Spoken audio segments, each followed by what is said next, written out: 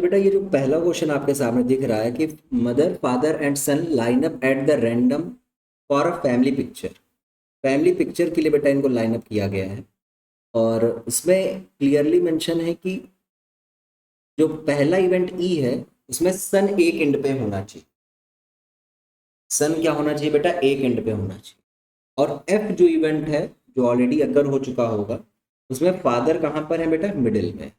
ठीक है, चलिए सोल्यूशन पे आते हैं इस क्वेश्चन। तो आप सोल्यूशन में अगर देखोगे तो अगर हम लोग यहाँ पे total number of elements in sample space की बात करें तो एक तो तरीका है कि आप सैंपल स्पेस बना डालो। ये एक बार पहले सन रखा है, एक बार फिर फादर, फिर मदर, फिर फादर को आगे रखा, सन को बीच में रखा, फिर मदर को आगे रखा, फिर मदर को आगे रखा। ऐसे करके आप बना सकते हो टोटल सारे सैंपल स्पेस। दूसरा तरीका क्या है जरा यहाँ समझिए कि कितने टोटल सैंपल स्पेस में नंबर होने वाले हैं। बेटा तीन पोजीशन है, तीन पोजीशंस हैं और तीन जगहों पे हमें तीन लोगों को रखना है। अब जैसे मान लो यहाँ पे इस पोजीशन को फिल करने के कितने तरीके? तीन तरीके से आप इस पोजीशन को फिल कर सकते हैं। यहाँ पे मदर भी आ सकते हैं, फादर भी आ सकते हैं और सन भी आ सकते हैं। लेकिन बेटा अगर यहाँ पे सपोज करो कोई एक तो आ ही जाएगा तो यहाँ पे फिल करने के कितने तरीके बचेंगे बेटा? केवल दो। यहाँ पे केवल दो ही लोग तो आ सकते हैं और यहाँ पे अब दो लोग इधर पहले और सेकंड में आ चुके हैं तो थर्ड वाले में ये 3 2 जा 6 टोटल कितने बेटा नंबर ऑफ एलिमेंट्स होंगे सैंपल स्पेस में? 6 होंगे। और एक तरीका ये है कि आप सैंपल स्पेस बनाएं और फिर उसके बाद काउंट करें। अब इवेंट ई की अगर बात करते हैं जिसमें लिखा है सन ऑन वन एंड। अगर बेटा सन को एक एंड पे रखना है, ठीक है, सन ऑन वन एंड, तो अब आप कैसे बनाओगे जरा देखो। ई इज इक्वल टू लिखिए जरा। सबसे पहले बेटा सन रखा, फिर मदर को रख दिया, फिर फादर को रख दिया। फिर हमने क्या किया बेटा? सन को रखा, फादर को पहले कर दिया, मदर को बाद में कर दिया। फिर सन को रखा हमने, सन को एक इस एंड पे हो चुका है सन का, और क्या हो सकता है? इसके अलावा कुछ नहीं हो सकता। अब हम क्या करने वाले हैं बेटा? मदर को रखेंगे पहले फोटो में रखेंगे, फिर फादर को रखेंगे, फिर सन की फोटो आ जाएगी। फिर हमने पहले फादर को की फोटो कर ली, फिर मदर की फोटो कर दी, फिर सन की फोटो कर दी। यही तो चार तरीके हो गए बेटा फोटो पे अरेंज करने के लिए, क्योंकि सन को एक एंड पे रखना है हमेशा। ये हो गया। एफ की बात करें, फादर हमेशा मिडिल में होने चाहिए, तो एस एफ एम हो सकता है बेटा, या हो सकता है एम एफ एस। इसके अलावा भी कुछ और हो सकता है क्या? नहीं। तो बेटा यहाँ पे नंबर ऑफ एलिमेंट्स एनी की बात करें तो कितने दिख रहे हैं बेटा हमें? 4। अगर आप number of elements in F की बात की जाए तो वो कितने हैं बेटा? 2 है। तो अब आपको प्रोबेबिलिटी ई अपॉन एफ निकालना है। तो E intersection F upon B F.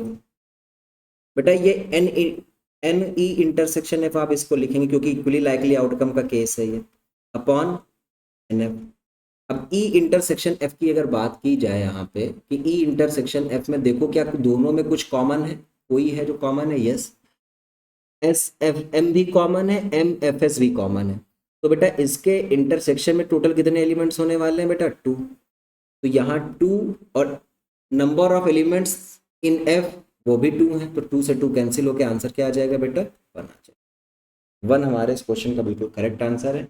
मैं उम्मीद है कि आपको समझ में भी आया होगा सोल्यूशन एक बार में ही। आते हैं नेक्स्ट क्वेश्चन की। लिखा है बेटा a black and a red dice are rolled. बेटा एक ब्लैक कलर की डाइस है, दूसरी रेड कलर की डाइस है, ठीक है। Find the conditional probability of obtaining a sum greater than 9 given that black die resulted in a 5। मतलब इसमें फर्स्ट पार्ट जो है हमारे लिए वो ये कि कंडीशनल प्रोबेबिलिटी बताना है obtaining a sum greater than 9। बेटा सम ग्रेटर देन 9 का मतलब 10 सम आ जाए, 11 सम आ जाए, 12 सम आ जाए। और गिवन दैट के बाद जो भी होता है वो बेटा एफ होता है इवेंट हमारा। तो एफ हमें गिवन है black die resulted in a 5। Black dye में जो रिजल्ट आ रहा है बेटा वो क्या आ रहा है? 5 आ रहा है। तो सबसे पहली बात तो ये कि हालांकि ये दो अलग अलग कलर के डाइस हैं, बट इसमें टोटल आउटकम अगर सैंपल स्पेस की बात करें वो तो अभी भी कितने रहने वाले हैं बेटा? 36 ही तो रहेंगे। Number of elements in sample space 6 × 6 36 आने वाले, ठीक है। आप चाहें तो सारे सैंपल स्पेस भी दिखा सकते हैं, बट मैं ये कह रहा हूँ कि मत दिखाओ बेटा, ठीक है। आपको दिखाना है तो आप कर ले जाओ, आप डैश डैश करके लिखना, लेकिन फिर इवेंट ई की बात करते हैं पहले वाले केस में कि a sum greater than 5, 9, sum greater than 9। बेटा सम ग्रेटर देन 9 कब आ सकता है? तो आप जरा उसमें देखो क्या क्या हो सकता है। तो हमने बोला बेटा सम ग्रेटर देन 9 में 10 बनाना है, 11 बनाना है, 12 बनाना है। तो सबसे पहले देखते हैं, हमने सबसे पहला डाइस जो है वो 4 रखा गया, मतलब ब्लैक कलर का। तो ब्लैक कलर पे आते हैं और हमें सम 10 बनाना है। तो हमने बोला B4 ले लो, मतलब ब्लैक डाइस में कौन सा कलर आ गया बेटा? 4 आ गया।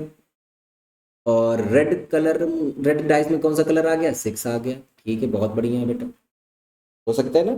फिर हो सकता है ब्लैक डाइस में बेटा 5 आए और रेड कलर के डाइस में कितना आ जाए? उसमें भी 5 आ जाए।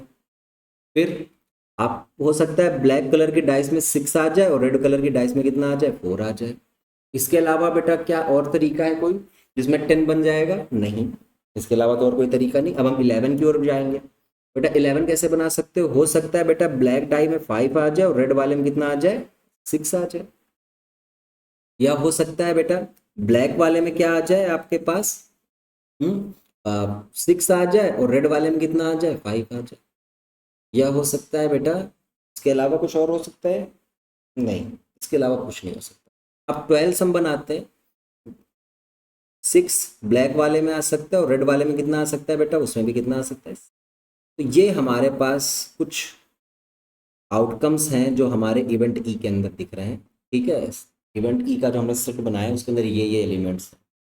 अब जो इवेंट है इसकी बात करें अगर, तो लिखा है black die resulted in a 5। Black dye में 5 रिजल्ट होना चाहिए, बाकी रेड डाई में कुछ भी हो उससे उससे मतलब नहीं, बट ब्लैक डाई का जो रिजल्ट है वो 5 होना चाहिए। तो बेटा आप B5R1 लिख लो, यहाँ पे B5R1 लिख लो। फिर आप क्या लिखोगे? B5R2 लिख लोगे, B5R3 लिखोगे, B5R4 रखना और B5R5 रखो और B6R6 रखो। सॉरी, खत्म। B5R6। यही तो कुछ इवेंट आने वाले हैं बेटा, इस एलिमेंट आने वाले हैं इसमें। ठीक है, अब हमें E/F निकालना है।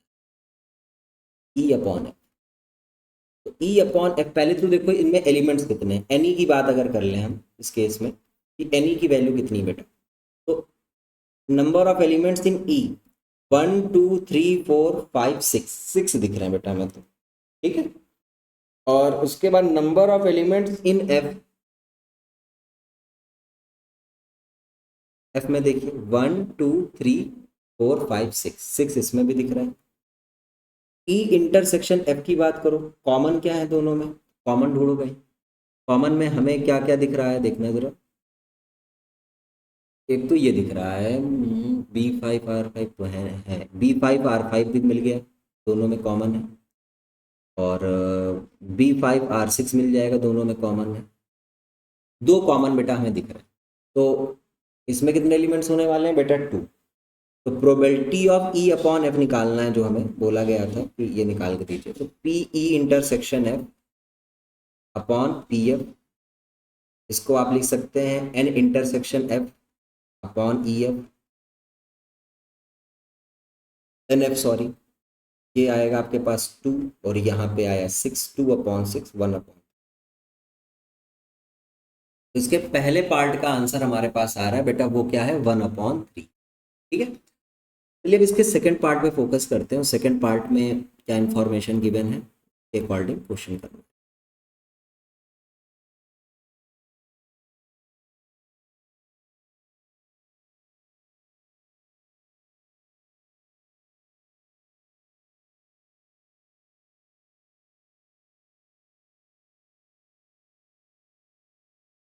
तो बेटा लिखा है सेकंड पार्ट में, find the conditional probability of obtaining the sum 8 given that the red die resulted in a number less than 4। बेटा सम 8 बनाना है, तो ये थोड़ा सा पिछली बार वाले से इजी बन सकता है क्वेश्चन। तो सेकंड पार्ट में बेटा ई की बात करें, ई में कौन कौन से एलिमेंट आने वाले? सम 8 बनाएंगे। तो हमने सबसे पहले पिक किया कि हम बी में 2 आ गया, रेड में 6 आ गया। फिर हो सकता है बेटा क्या कि इसमें 3 आ जाए और इसमें 5 आ जाए, R5। हो सकता है कि नहीं हो सकता? और इसके आगे देखो, B4 R4, फिर B5 R3, then B6 R2। इसके अलावा कोई और एलिमेंट है क्या आपको लग रहा है? बताइए जल्दी से। मुझे तो नहीं लग रहा, तो लग रहा हो तो बता दो भाई, छुपाने का कोई मतलब नहीं है। 1 2 3 4 5। चलिए एफ की बात कर लेते हैं। Given that the red die resulted is a number less than. अब एक बात समझो जरा सा, रेड डाई में जो नंबर आना चाहिए वो तो 4 आना, या 4 से कम भी हो जाए, 4 से लेस होना चाहिए। बट बेटा बी के लिए कोई लिमिटेशंस नहीं है। बी 1 से लेकर 6 तक कोई नंबर हो सकता है, तो इसमें बहुत सारे आने वाले। मैं आपको कैसे लिख के बता रहा हूँ, जब देख बेटा B1 आ गया, बी हमने B1 पिक कर लिया, अब हम R1 लिखे ले रहे हैं, ठीक है। फिर B1 R2 लिखेंगे, फिर B1 R3 लिखेंगे। फिर बेटा आते हैं इस पे आते हैं, B2 R1 लिखेंगे, B2 R3 लिखेंगे, B3 R3 लिखेंगे। फिर बेटा सॉरी B2 R3 लिखेंगे। फिर B3 के लिए भी सेम ऐसे ही बेटा, R1 B4 B3 R2, जो भी है बेटा इसको करते चले जाओ ऐसे ही। आप समझ पा रहोगे क्या करना है इसमें। B3 R3, फिर देखिए B4 R1 B4 R2 B4 R3, same B5 R1 B5 R2 B5 R3 B6 R1 B6 R2 B6 R3। ठीक है, टोटल 18 टर्म्स हमारे पास आने वाले। ओके, तो एन ई की अगर बात करें तो एन ई में तो 5 ही एलिमेंट्स थे, बट एन एफ में 18 एलिमेंट्स आ। अब ई इंटरसेक्शन एफ को देखो, इंटरसेक्शन एफ में कितने एलिमेंट्स हैं जो दोनों में कॉमन। तो बेटा कॉमन देखो कौन कौन सा आ रहा है जिसमें आर की वैल्यू लेस देन 3 होगी। तो बेटा केवल यही दो हो सकते हैं, लेस देन 4 होगी तो यही दोनों होंगे कॉमन, तो बेटा इसमें दो आएगा। ई अपॉन एफ निकालेंगे अगर, तो हम डायरेक्ट इस बार लिख रहे हैं n E intersection F upon E F, E n F, ठीक है। और ई इंटरसेक्शन एफ की वैल्यू 2 है और ये 18 है, 1/9 इस क्वेश्चन। बताइए सोल्यूशन समझ में आया या नहीं आया, जल्दी से बता दो भाई हमें। यस सर, ये सोल्यूशन भी क्लियर है, कहीं कोई डाउट? अगर कहीं कोई डाउट है तो पूछिए, अदरवाइज बताइए कि क्लियर हुआ या नहीं।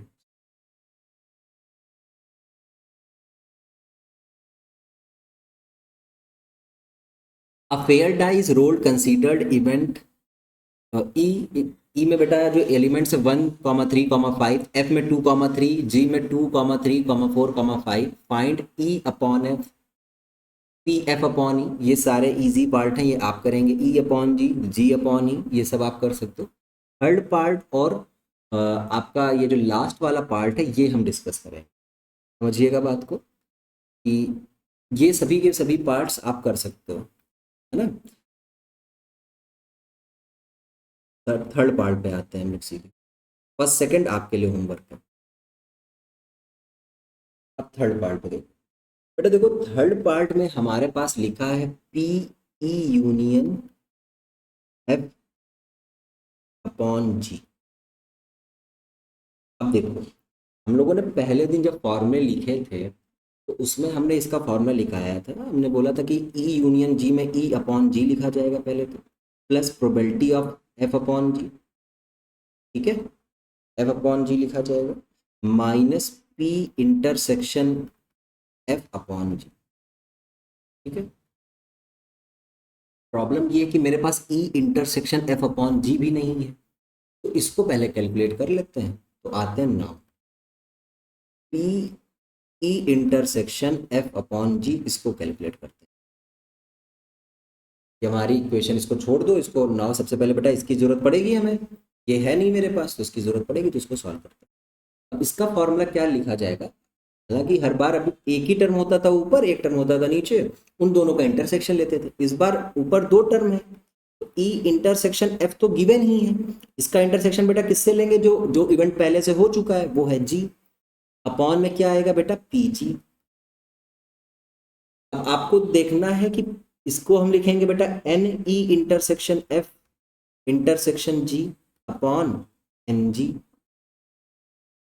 अब एक बात समझो आप कि E intersection F intersection G में कितने एलिमेंट है, मतलब ई का इंटरसेक्शन एफ से हो, फिर उसका इंटरसेक्शन किससे लेना है बेटा, आपको जी से लेना है। ठीक है, क्या आप बता सकते हो कितने एलिमेंट होने वाले हैं ई इंटरसेक्शन एफ इंटरसेक्शन जी में। देखिए ई इंटरसेक्शन एफ की अगर बात किया जाए, तीन आ रहा है,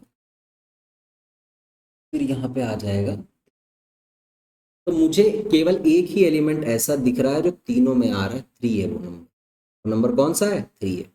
तो अगर हम आपसे ये कहें कि E intersection F intersection G की अगर बात करें तो वो तो थ्री है, but number of elements in E intersection F intersection G वो केवल वन ही आएगा। वो केवल क्या आने वाला है बेटा, वन आने वाला। तो ये वन लिखा हमने, और नंबर ऑफ एलिमेंट्स इन जी वो कितने, वन टू थ्री फोर, वो फोर आ गए। तो मेरे पास ये सेकंड आंसर आ चुका है, जो ये मेरे से पूछा था वो हमने निकाल लिया। अब इसके फर्स्ट वाले आंसर पे आते हैं, इसको पकड़ते हैं, इस पे आके वैल्यू रखते हैं।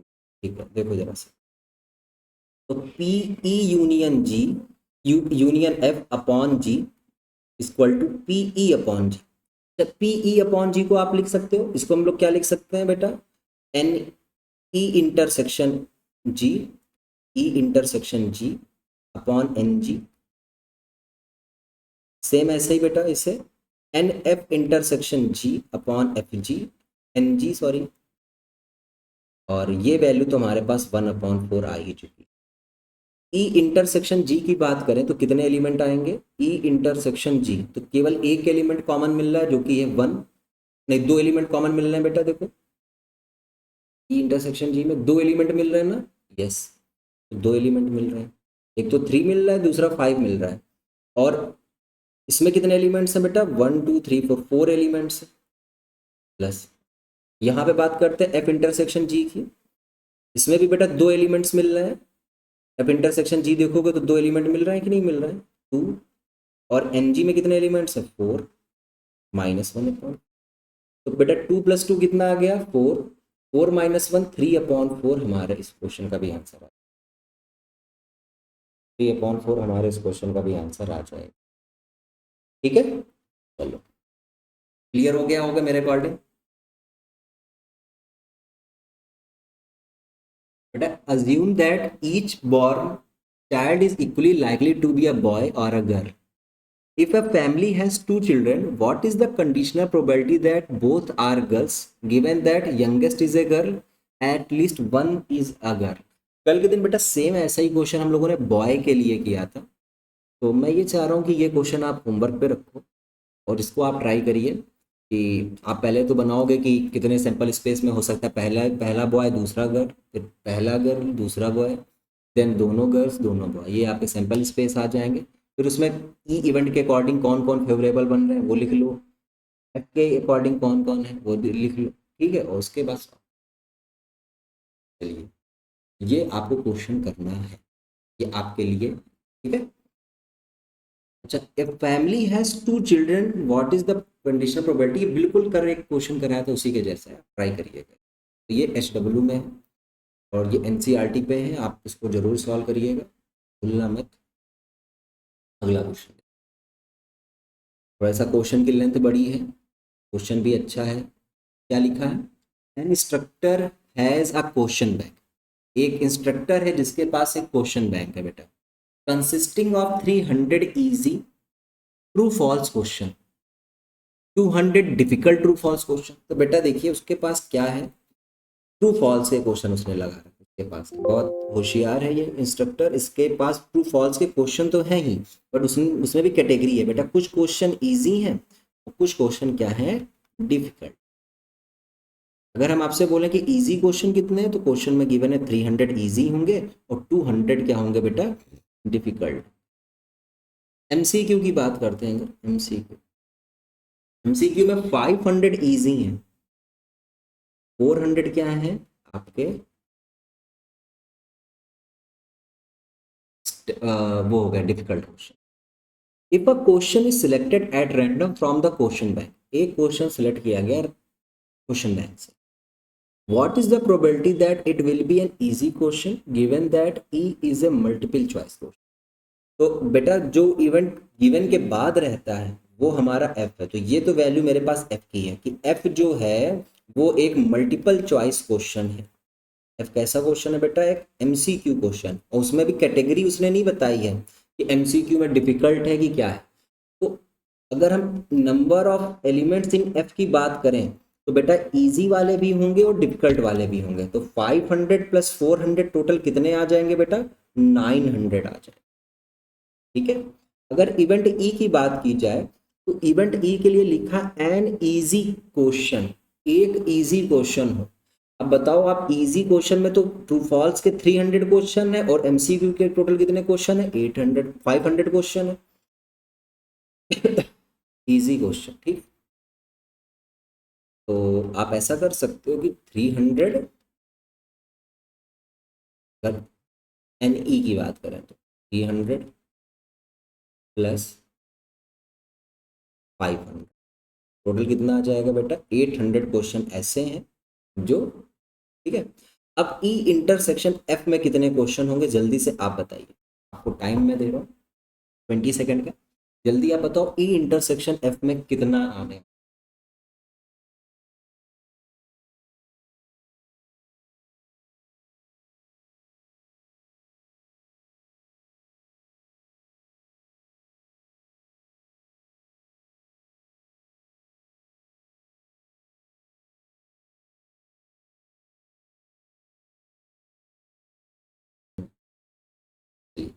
बेटा देखिए ई इंटरसेक्शन एफ का मतलब क्या है, देखो ई का मतलब है, इंटरसेक्शन मतलब क्या होगा, ई क्वेश्चन हमारे कौन से हैं, जो इजी वाले हैं, और एफ क्वेश्चन कौन से हैं बेटा, जो एमसीक्यू है।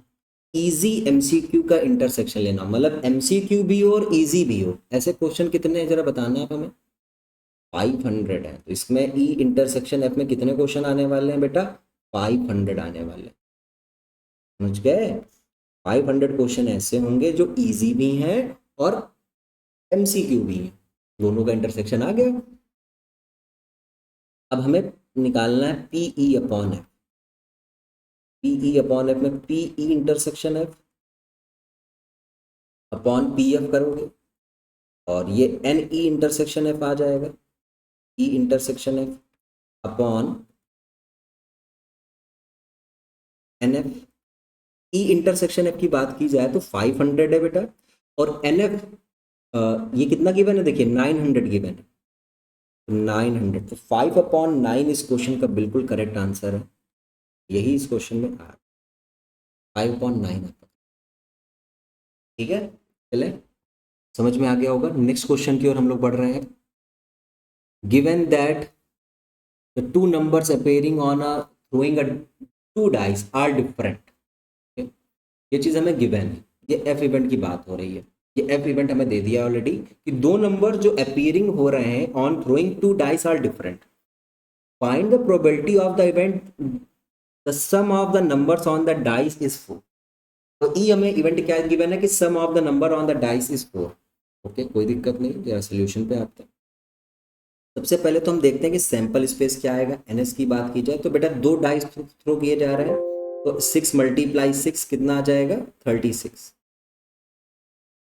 और अगर हम आपसे ये पूछें कि एफ इवेंट क्या है, तो एफ इवेंट तो आपको क्लियर मेंशन है क्वेश्चन में कि एक डाई को थ्रो किया जा रहा है और जो नंबर आ रहा है डिफरेंट डिफरेंट आ रहा है। अच्छा, आप कभी भी सैंपल स्पेस लिखे हो अगर दो डाइस को थ्रो करने पे, तो आप ये बात अच्छे से जानते हो कि डिफरेंट कब आएंगे, पहले तो आप टोटल 36 जानते हो, उसमें से सेम कितने होते हैं, तो 1 1 2 2 3 3 4 4 5 5 6 6, ठीक है, ये आपके सेम हो गए। तो डिफरेंट कितने होंगे, तो बेटा 30 में जब आप 6 सब्ट्रैक्ट कर दोगे तो डिफरेंट वाले मिल जाएंगे कि नहीं मिल जाएंगे। तो आपके पास डिफरेंट आने वाले हैं कितने, एनएफ की अगर हम बात करें, बस शॉर्ट में करें, एफ इवेंट क्या है, ये है throwing two dice are different. और एनएफ में कितने एलिमेंट आने वाले हैं बेटा 30, क्योंकि ये सब डिफरेंट है बेटा, different outcome, different numbers. Okay, अब ई इवेंट क्या है, हमें जो मेंशन किया गया है कि sum of the numbers, sum of numbers is 4। बेटा सम 4 कब कब आप बना सकते हो, जरा सोचो समझो और बताओ। आप कहोगे सर 1 और 3 को मिला लो सम बन जाता है 4, 2 और 2 को मिला लो सम 4 बन जाता है, 3 और 1 को मिला लो 4 बन जाएगा। इसके अलावा कहीं 4 बना पा रहे हो आप, बताना जरा सा मुझे, है क्या कोई इसके अलावा तरीका जिसमें 4 आ रहा हो आपके पास। मैं तो नहीं लग रहा है, आप बता पाओ तो, मिल जाए तो बता दें, ठीक है। तो अब ई इंटरसेक्ट, इसमें कितने बेटा एलिमेंट्स हैं, 1 2 3 डी है।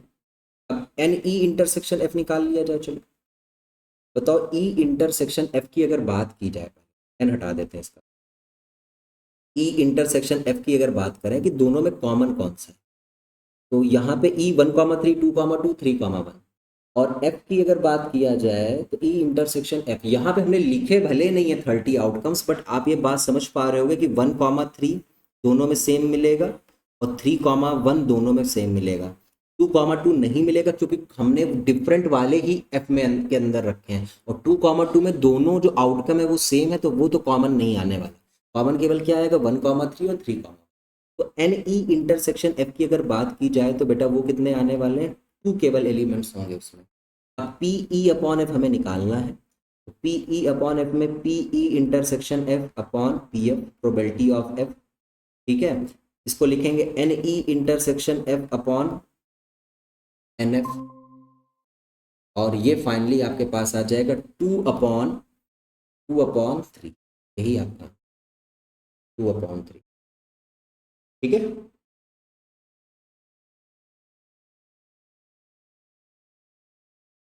एन एफ में मेरी गलती हो गई, देखो जरा सा ना, ई इंटरसेक्शन एफ में 2 है, एन एफ में कितने एलिमेंट्स हैं, 30 एलिमेंट्स, तो 2/30, 1/15 आ जाए।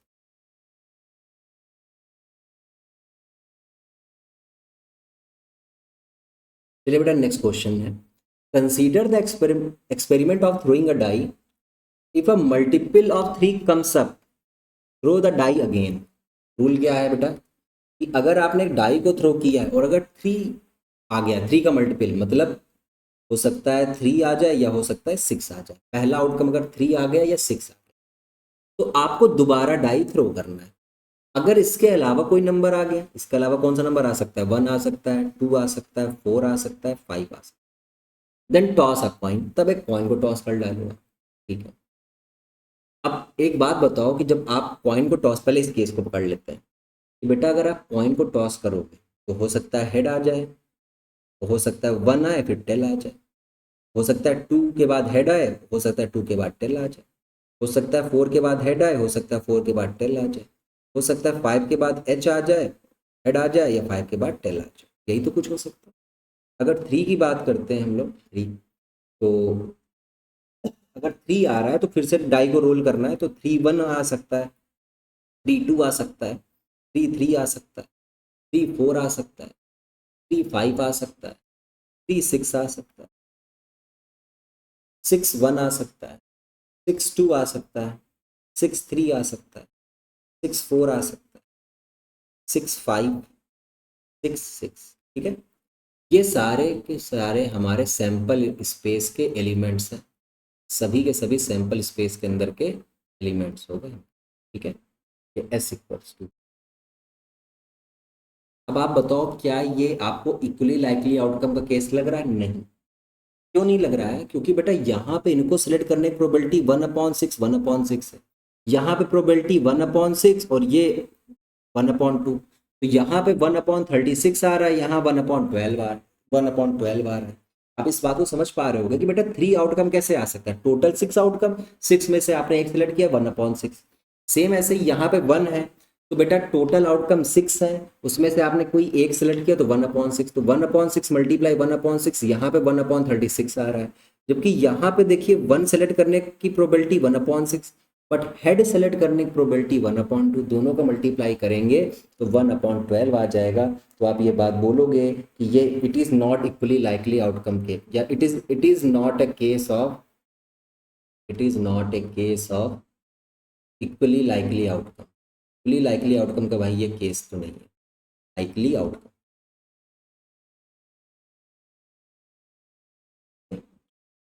अब हमें सबसे पहले उसके आगे पढ़ते हैं।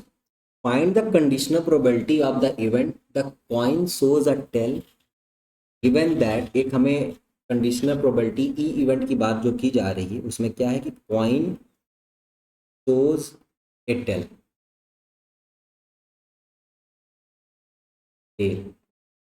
Given that at least one die shows ए 3, एटलीस्ट वन डाई सोज, एक डाई को तो 3 शो करना पड़ेगा। अब कॉइन अगर टेल शो कर रहा है तो आप इस बात को समझ पाए कि कितने एलिमेंट्स आने वाले हैं जो टेल को शो करते हैं। तो आप कहेंगे sir 1T, 2T, 4T, 5T, यही तो आने वाले हैं।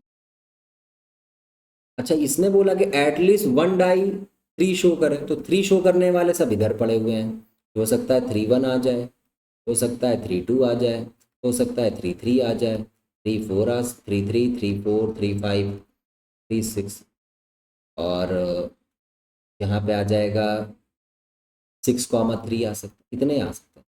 क्या ई इंटरसेक्शन एफ में आपको कोई भी एलिमेंट दिख रहा है क्या? नहीं, पाई है। तो एन ई इंटरसेक्शन एफ कितना हो जाएगा बेटा? 0 हो जाएगा, उसमें कोई भी एलिमेंट नहीं है, वो कितना हो गया? 0 हो गया। अब probability of E upon F निकालना है आपको, तो आप लिखेंगे P E intersection F upon P F. तो आप देखो ये 0/1 2 3 4 5 6 7, 0.70, आंसर क्या आ रहा है? 0। उम्मीद है कि ये सोल्यूशन भी आपको समझ में आया होगा। बेटा नेक्स्ट क्वेश्चन, ये एनसीईआरटी एग्जाम्पलर का क्वेश्चन हम लोगों ने पिक किया है। क्या क्वेश्चन है?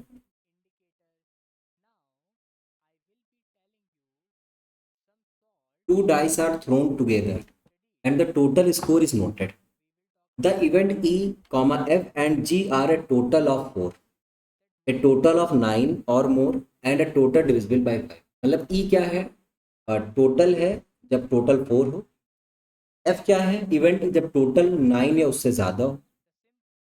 और जी जो इवेंट है total divisible by 5 respectively.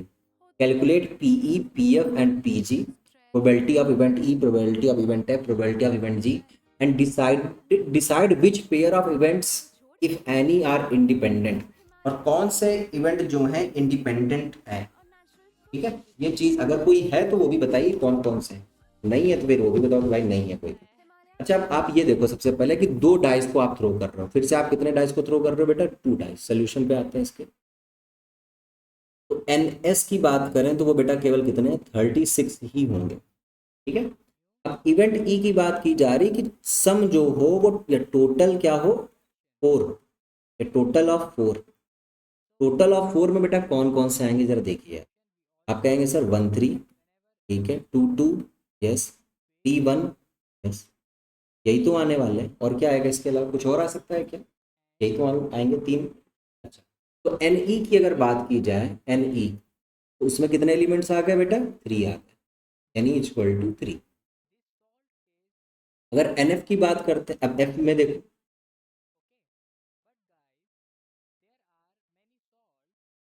Total 9 या उससे ज़्यादा हो। अब टोटल अगर 9 है या उससे ज़्यादा है तो आप क्या करने वाले हो? टोटल ऑफ 9 और मोर।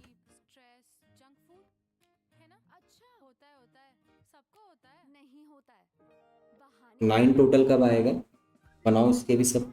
3,6 हो सकता है, फिर 6,3 हो सकता है इसका रेसिप्रोकल, 4,5 हो सकता है, 5,4 हो सकता है,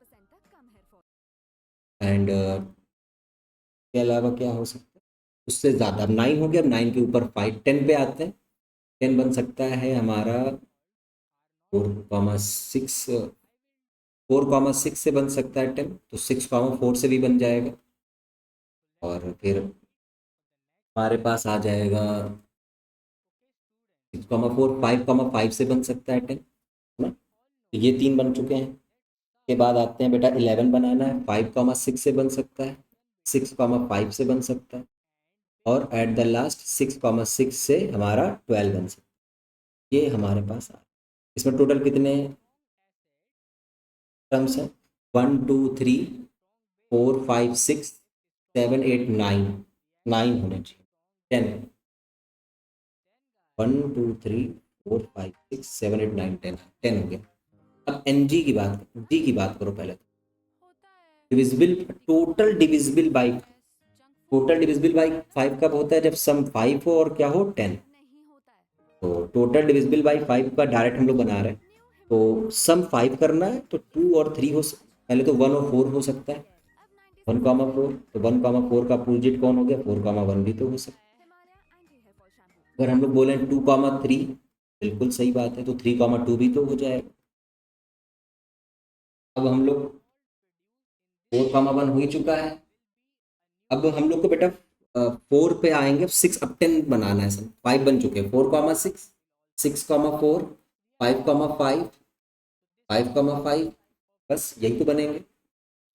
तो 1 2 3 4 5 6 7, तो टोटल 7 आ रहा है बेटा, कितने आ रहे हैं? एन जी की बात करें तो 7 आएगा। ओके, अब इसके अलावा देखिए, calculate probability of E, probability of F, probability of G. तो देखिए probability of E, probability of F, probability of G, वो सब कैलकुलेट, क्योंकि नॉर्मल, अब प्रोबेबिलिटी ऑफ ई तो बिल्कुल हमारा पुराने टाइम वाला, मतलब जब हम लोग पहले करते थे वैसे ही होगा कि प्रोबेबिलिटी ऑफ ई निकालना है आपको, प्रोबेबिलिटी ऑफ ई ऐसे निकालिए आप कि आप probability number of events, number of terms favourable या outcomes favourable to E upon total number of outcomes, ऐसे ही तो निकलेगी, और कैसे निकालो, ये तो होता है ना। तो आप देख पा रहे हो कि सबसे पहले हम ई निकाल लेते हैं, ई, तो ये आएगा N E upon N S. E में कितने एलिमेंट हैं बेटा? 3/36, 3 × 1 = 3, और ये आ जाएगा आपके लिए कितना? 12, 1/12 आंसर आएगा। आप प्रोबेबिलिटी ऑफ एफ की बात किया जाए तो सेम ऐसे n F upon N S, 10/36, 5/18 आ जाएगा। अगर हम आपसे कहें कि एन जी पी जी बताइए कितना होगा, पी जी, तो n G upon N S, n G 7 है, एन एस आपका 36। तो ये हमारे पास ये P, probability of event E, probability of event F and probability of event G, ये सारे कैलकुलेट कर लिए हमने। अब हमें डिसाइड करना है which pair of events if any are independent, कौन से इंडिपेंडेंट है। तो इसके लिए सबसे पहले बेटा हमें क्या करना पड़ेगा? इंटरसेक्शन लेने पड़ेंगे सबके, और उसके बाद देखना पड़ेगा कि अगर किसी भी इंटरसेक्शन में, देखिए कैसे हम बोल सकते हैं कि इसको कैसे, पहले बेटा देखो हमें ई इंटरसेक्शन एफ लेना है सबसे पहले। देखो ई intersection F, E intersection F की अगर बात की जाए यहाँ पर, तो वो आपको दिख रहा होगा कि कोई भी कॉमन नहीं। देखिए इंटरसेक्शन में कुछ कॉमन है क्या बेटा? वो सम 9 हो, वहाँ सम 4 है, तो कुछ कॉमन मिलेगा तुम्हें। तो एन ई इंटरसेक्शन एफ पूरा का पूरा आपका खाली ही है, इसमें कुछ भी नहीं मिलने वाला। ठीक है, अब अच्छा आप ई इंटरसेक्शन जी निकाल लो।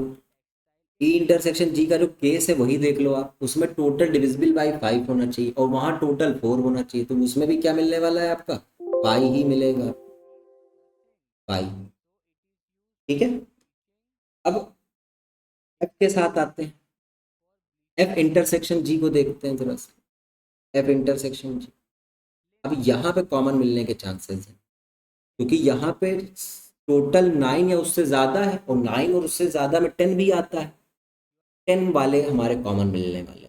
कौन कौन मिल जाएगा बेटा, देखो 4 6 6 4 5 5, टोटल 3 मिल जाएंगे, 4 6 6 4 5 5, ये 3 कॉमन मिल जाए। अब हम लोग n अगर निकाल लें कि कितने इसमें एलिमेंट्स आने वाले हैं, तो वो आएंगे बेटा 3, में आ जाएंगे 3। ओके, अब ओवरऑल अगर हम लोग देखें तीनों में क्या कुछ कॉमन है, ई intersection F intersection G. E intersection F जो निकाला है आपने, और उसमें उसको जी के साथ अगर देखें तो वो भी पूरा हमारा क्या आ रहा है, ई इंटरसेक्शन एफ इंटरसेक्शन जी, वो सब का सब पूरा क्या आएगा 5। तो अब आप एक बात जरा समझो कि आप अगर एफ इंटरसेक्शन जी की वैल्यू निकाल लो, अब देखिए यहाँ पे कोई भी प्रोबेबिलिटी हम नहीं निकाल सकते थे, लेकिन ये वाली निकल सकती है, प्रोबेबिलिटी ऑफ क्या, एफ इंटरसेक्शन जी। एफ इंटरसेक्शन जी की प्रोबेबिलिटी कैसे आएगी, वो ऐसे आने वाली है बेटा कि number of elements in E intersection G upon total number in sample space. E intersection G में बेटा कितने आ रहे हैं आपके पास, टोटल 3 आ रहे हैं, सैंपल स्पेस में 36 आ रहा है, वो आ गया 1/12, 1/12 आ गया। ठीक है, अगर देखिए अगर कोई भी दो इवेंट अगर इस तरीके से होते हैं, इंडिपेंडेंट अगर बोले उनको बोलना चाह रहा है, तो उसमें ये होता है कि उनका इंटरसेक्शन आप लीजिए, एफ इंटरसेक्शन जी लीजिए, अगर मान लीजिए दो इवेंट है, अगर वो P F into P G के इक्वल आ गए, तो आप बोल देंगे कि ये भैया इंडिपेंडेंट इवेंट है।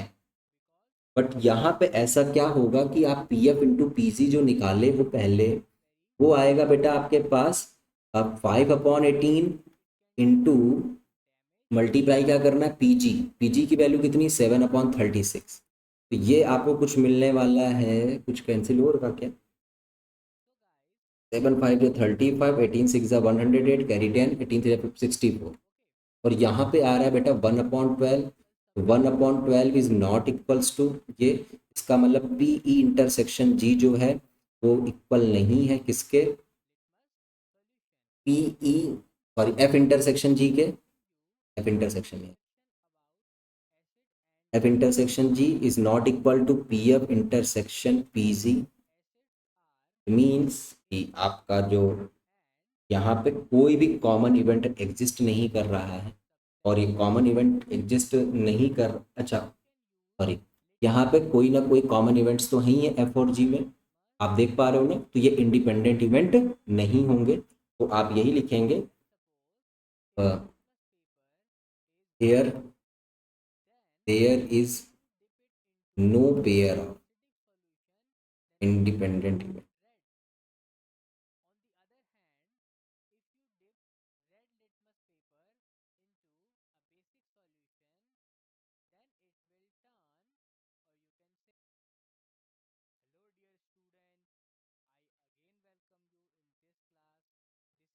यहाँ पे एफ की जगह मैंने,